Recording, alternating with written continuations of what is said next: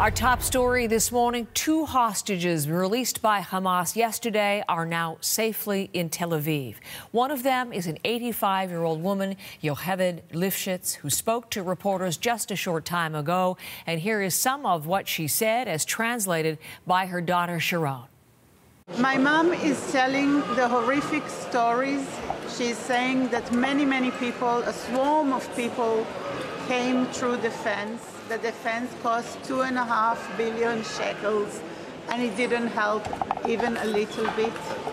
My mom is saying that she was taken on the back of a motorbike with her body, with her legs on one side and her head on another side, that she was taken through the plowed fields with a man in front on one side and a man behind her, and that while she was being taken, she was hit by sticks by Shabab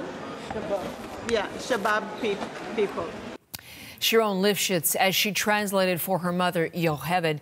Now, senior correspondent Susan Ormiston is in Jerusalem today as part of our CBC News team covering the war, and she has more for us about what we learned from the hostage as far as her time as a captive.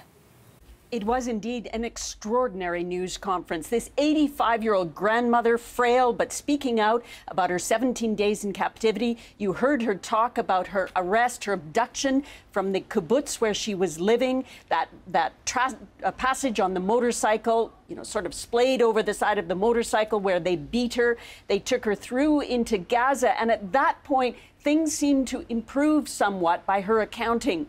They walked through a spider web of tunnels, she said. They came to a large room. There were 25, she believes, hostages kept there. They seemed to be separated by kibbutz. She talked about what they ate, white cheese and cucumbers, a meal for a day. She talked about how the captors told her that they believed they would not harm her and that they were incredibly prepared. They had conditioner and shampoo and women's products for all the women who were abducted.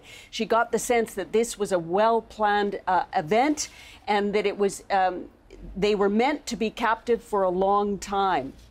The detail was absolutely unusual, really, for someone freshly out. She's frail, but clearly has a huge spirit. She's angry about what happened to her kibbutz. We were there, Nir Oz.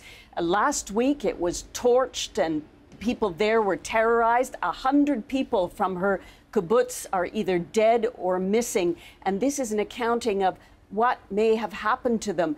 There's a whole lot of detail we don't know. For example, what the condition was of the other hostages who weren't with her group. It was extraordinary as well, Heather, to see her last night. When she was released to the Red Cross from Hamas, she reached out and grabbed the hand of one of her captors and said, "Peace, peace, peace." An incredible woman, really. Amazing, Susan, and we'll certainly continue to be back to you for more on this. I do want to ask you about something else that is happening on the story today. Again, discussion of hostages and of ceasefire, but also of ground offensive. And we have pictures coming in of French President Emmanuel Macron. It is he, the latest leader to stand beside Israeli Prime Minister Benjamin Netanyahu and pledge support to Israel.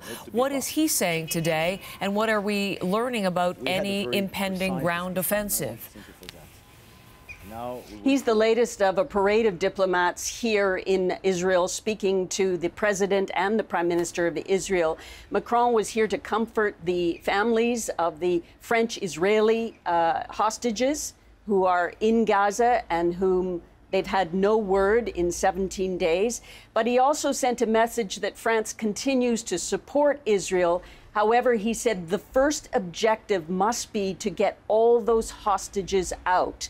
They are also talking about humanitarian aid. Many leaders across the world urging that a corridor be open, a secure corridor with daily supplies going into Gaza. So these discussions going on today here in Israel.